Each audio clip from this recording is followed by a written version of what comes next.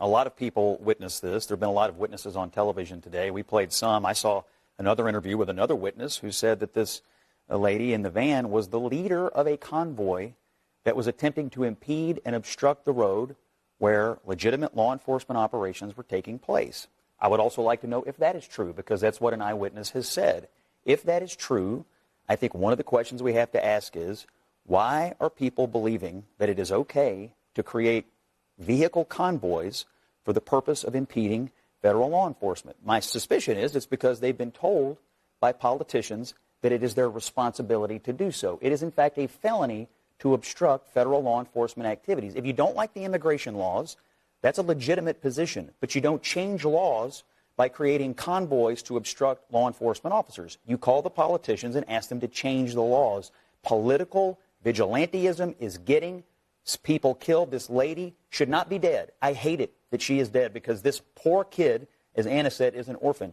I don't love in any way, shape, or form that someone is dead, but we have to ask ourselves hard questions about why people are putting themselves in these positions.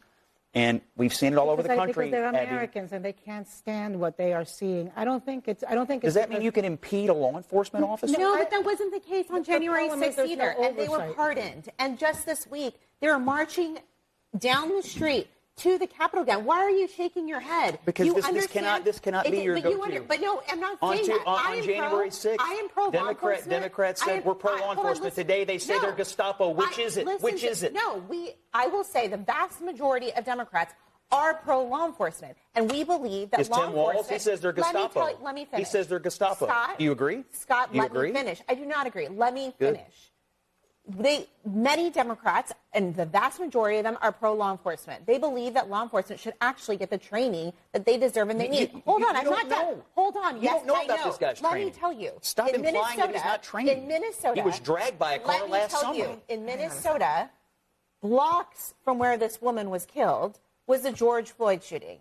What happened at the time is the Justice Department entered a consent decree with the Minneapolis Police Department wanting to provide those law enforcement officers training so something like that would never happen again. And Donald Trump's administration completely dismissed that matter, and so now Minneapolis law enforcement officials are not getting the training that they need.